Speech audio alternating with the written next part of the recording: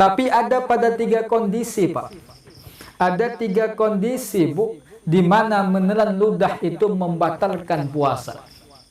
Yang pertama, ludah itu sudah keluar dari mulut kita. Maka kalau kita telan ludah itu, batal puasa kita, Pak. Kita meludah, oh sayang ludahnya, putih-putih macam mana gitu. Kita ambil lagi pakai selang, kita hirup, batal puasa kita, Pak. Atau ludahnya itu ludahnya orang. Ada orang meludah, kata Ustadz, menelan ludah itu tak batal. Ambil selang, hirup, batal puasa, Bu. Atau ludahnya itu sudah bercampur dengan barang yang lain.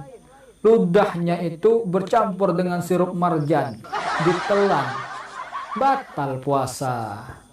Maka ada 3 kondisi ludah itu membatalkan puasa, atau menelan ludah itu membatalkan puasa. Tapi kalau ludah itu masih dalam mulut kita, Pak, masih dalam mulut kita, Bu, masih betul-betul murni ludah, kita telan, tidak membatalkan puasa. Sama macam mengorek telinga, Pak, Bu. Mengorek telinga itu tidak kemudian membatalkan ibadah puasa selama yang dikorek bagian luar saja. Kalau kata Buya Yahya, selama masih menggunakan jari kelingking, kita korek telinga, itu tak batalkan puasa, karena tak masuk ke bagian dalam, Pak. Kecuali kalau Bapak punya kuku jari kelingking ini, panjangnya 10 cm, masuk, Pak. Itu batal puasa, Pak. Batal. Suntik, batal tak, Pak, kira-kira? Suntik, Bu, batal tak kira-kira, Bu, puasa kalau kita suntik? Jadi kalau kita suntik, itu tak batalkan puasa, Bu. Karena yang membatalkan puasa itu memasukkan sesuatu ke dalam 5 lubang. Lubang mulut, lubang hidung, lubang telinga, lubang depan, dan lubang belakang. Apa itu lubang depan dan lubang belakang? Bapak-bapak dan ibu-ibu insya Allah lebih paham. Jadi kalau kita suntik di tangan, mohon maaf cakap, suntik di pantat kita, maka itu tak membatalkan puasa.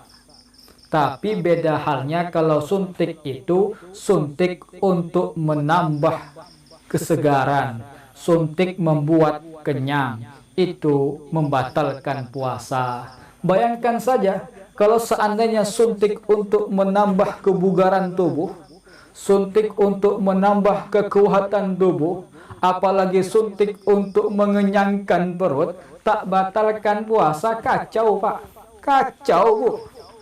Orang kaya sedap, beli dia infus, suntikkan dia ke tubuhnya dia, 1 hari 10 botol. Kuat dia, Pak, puasa.